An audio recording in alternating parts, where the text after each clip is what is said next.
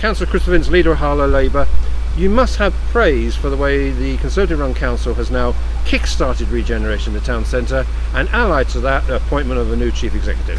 Well, there's a few things on that. I mean, first of all, I want to welcome Andrew Bramage, the new chief executive, into his role. I've worked with Andrew in his role as a regeneration lead, and in the other roles he's had within the council. I've always seen him as a hard-working individual and someone that's dedicated to our town, and I really look forward to working with him as leader of the opposition. It's a slightly different role as leader of the administration, of course, but I know Andrew will be someone who will have his door open and work with both parties to ensure the best for Harlow. And ultimately, both parties want the best for Harlow when it comes to regeneration. I wouldn't say that the current administration have kick-started regeneration. I think that it's something that's developed over a period of time, and it was the last Labour administration that got £20 million worth of funding for the town centre. I'm glad that the Strawberry Side development is moving forward now, and we will see some serious redevelopment of our town centre. I think most people recognise that it's needed. I'm sure there is some sadness about some of that very historic frontage being lost, but I think it's fair to say it's in need of that regeneration. I do share some of my colleagues' disappointment about the lack of truly affordable housing in the town centre. I think we know that there is a need for that housing in Harlow, but I think we do need the regeneration. So what's the answer? Because every time I put a story about planning or property or housing, my readers, and they're quite entitled to say this about affordable housing. So if there are 4,000 people on the housing list, how is that problem solved?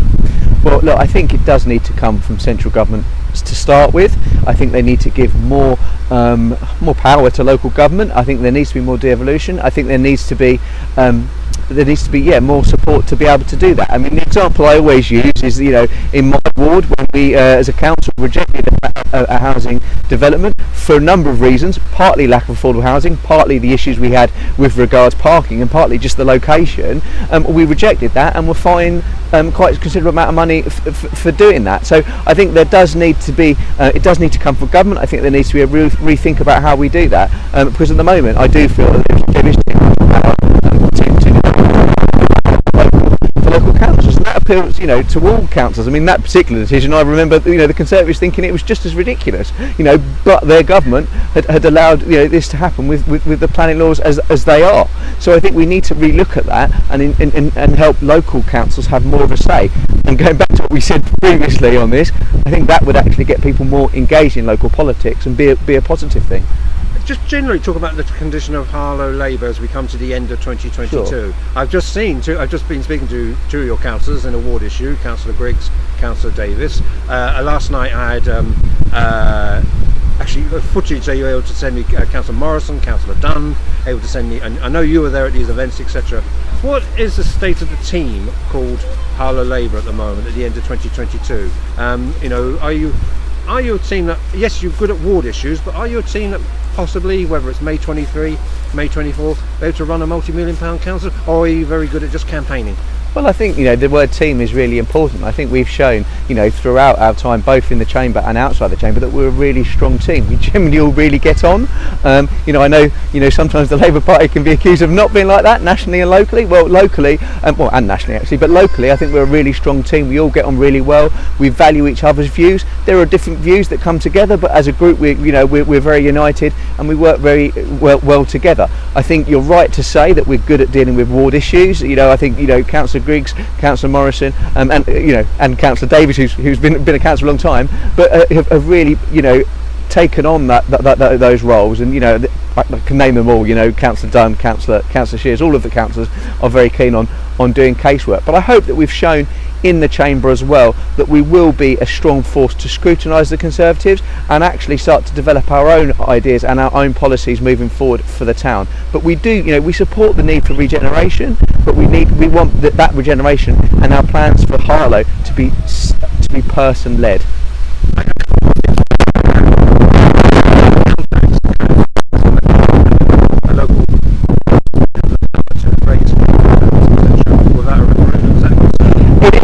concerned because my worry is what does that come with. Now we were criticised, by the Conservatives for when we were in administration raising council tax. The reason we did that, as I've said time and time again, is because of government cuts to local authority finances. We've lost £62.4 million worth of money across the last 12 years. The only way we were able to sort of recoup some of that, and let's be honest, it's some of that, is by raising council tax. It's one of the few measures we have got. If the government are saying we're going to raise that cap, my worry is that what that means actually is they're going to decrease that funding further. And certainly I know, speaking to the finance team at Harlow Council, that that's a real concern of theirs.